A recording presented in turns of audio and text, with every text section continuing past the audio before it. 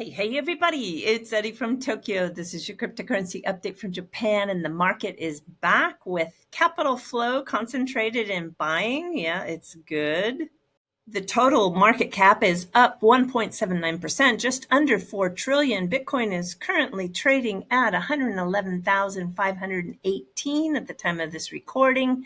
And yeah, it's been a little bit of a choppy day, but it's bringing most of those assets into the green. Big news. Yeah, let's get into what's shaking the markets and shaping the sentiment. Well, I can tell you VivoPower and Doppler Finance. Wow, this is amazing. The company VivoPower is going to deploy now 30 million into Doppler Finance with their first stage, but plan to roll 200 million into that XRP Treasury Yield program. From the Doppler blog, the program centers around proof of reserves, professional custody, and segregated accounts. Yield will first be put into XRP, and then in time, it will include RLUSD, the stablecoin that is issued by the company Ripple. So this is a DAT, a digital asset treasury. When you dive deeper into Doppler Finance, you can see that it was built by Gidden Labs right here, which Ripple invested into last July 2024.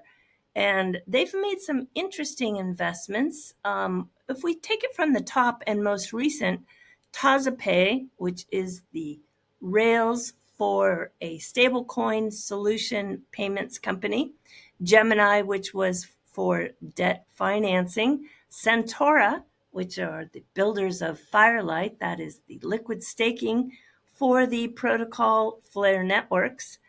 We have National Cryptocurrency Association, that's led by Stuart Alderati. They are doing a lot of great education in the space. MoonPay was a debt financing to get them through a difficult situation with a weekend where they couldn't access money for that Trump NFT. Skyfire Systems, which is an AI agent payment solution. AltDRX, there's Gidden. I want to take you down to IDOS. That too was an investment that occurred last July. This is a company out of Berlin, and they are going to make credentials a game changer on the XRP ledger. They are monitoring the development of this XLS70D on the ledger, which is aiming to enable credentials. This is an important feature. Let's take a look at what's happening with credentials. You can see credentials did reach its threshold of over 80% with 82.86.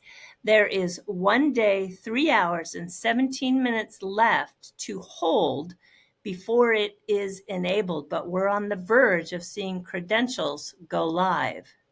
And taking a look at one more insight that Crunchbase offers you, this is the company performance metrics of Ripple. And I'll tell you, with their growth store, if they get any higher, they're going to be off the chart. Big news coming out of Swift with Chainlink. They have their integration set to go live November 2025. This is moving from pilot to deployment.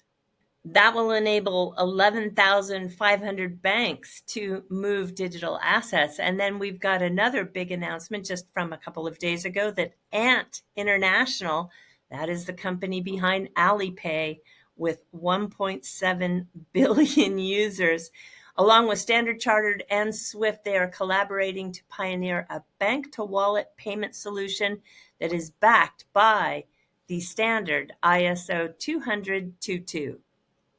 And we have a little bit of controversy coming out on the LinkedIn platform, which is rapidly becoming an amazing business networking tool. But this is, well, I'm not so surprised, to be honest. This is the Chief Innovation Officer at Swift, and he is just throwing the shade, saying that surviving lawsuit isn't resilience. So he's talking about Ripple beating the SEC.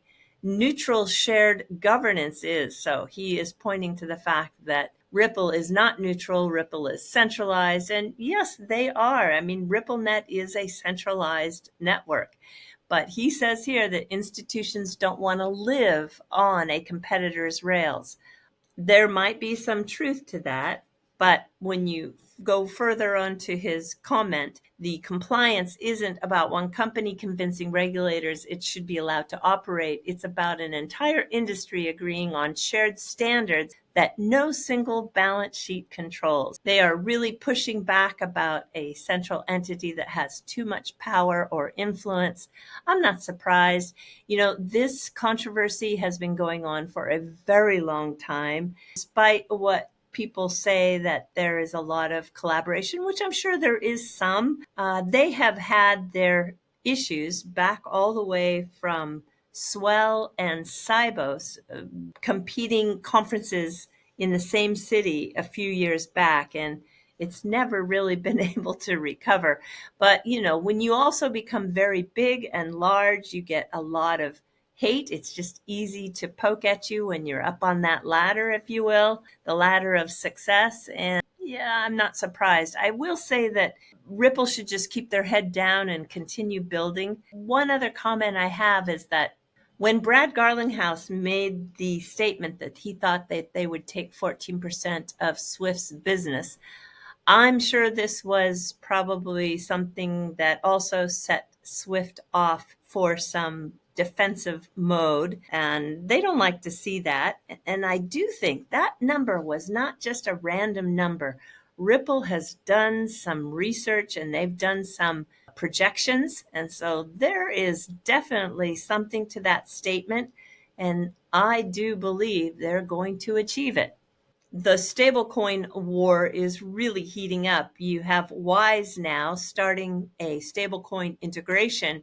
And when you see the fees, they're all head to head, except for MoonPay, which is a little bit expensive.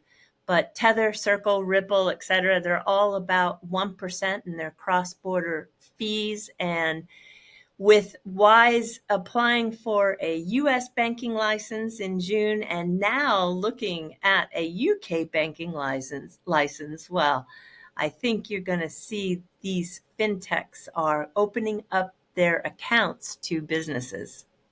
You're looking at the top 200 by market cap, and I think I am speaking for everyone who wants this momentum to stick and bring on that super cycle. All right, everybody, do take care. Sayonara for now. Bye-bye.